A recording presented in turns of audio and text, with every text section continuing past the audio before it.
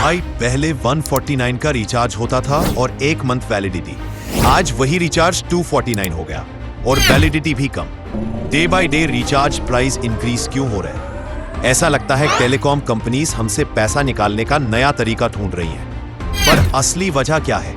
आज इस वीडियो में मैं आपको 5 असली रीजंस बताऊंगा क्यों रिचार्ज प्राइसेस इतना इंक्रीज हो रहा है, जो शायद आपने कभी सोचा भी नहीं होगा।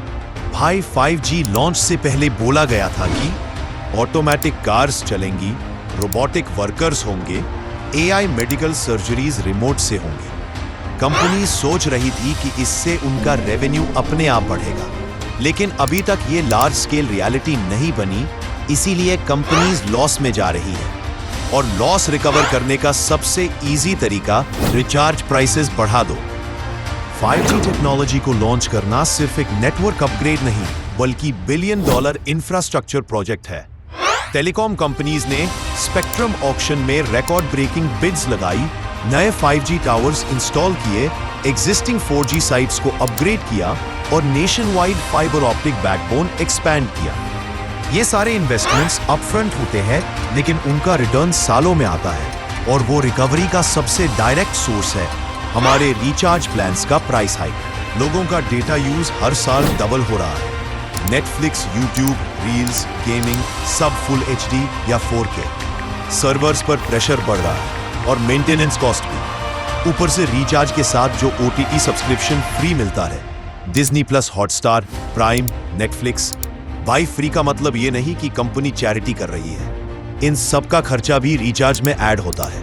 चाहे आप OTT देखो या ना देखो, उसका पैसा आपके रिचार्ज में इंक्लूड होता है। ये हिडन कॉस्ट लोग नोटिस ही नहीं करते। भाई ऐसे ट्रूथ वीडियोस के लिए स्काई सागर को सब्सक्राइब कर दो। ट्राई ने साफ बोला है, इंडिया में ARPU कम से कम 300 रुपए होना चाहिए, तभी कंपनीज प्रॉफिट में आएंगी। अब करंटली ARPU 200 रुपए के आसपास है, तो डिफरेंस कौन फिल करेगा? हम, मतलब कस्टमर्स। इसलिए आप देखोगे कि 99, 149 जैसे स्मॉल पैक्स हमेशा स्लोली रिमूव होते हैं, ताकि मिनिमम स्पेंडिंग बढ़े और हम सब बिग प्लान सेलेक्ट करें और ARPU बूस्ट करें। और भाई पहले Vodafone, idea, Aircel, Tata Docomo, Reliance communications इतने ऑप्शंस थे, अब बच्चे सिर्फ जियो, एयरटेल, VI। कम कंपटीशन का मतलब है मार्केट में मोनोपोली। और अगर एक साथ सारी कंपनीज प्राइस हाइक कर दें, तो कस्टमर्स के पास कोई ऑप्शन ही नहीं बचता।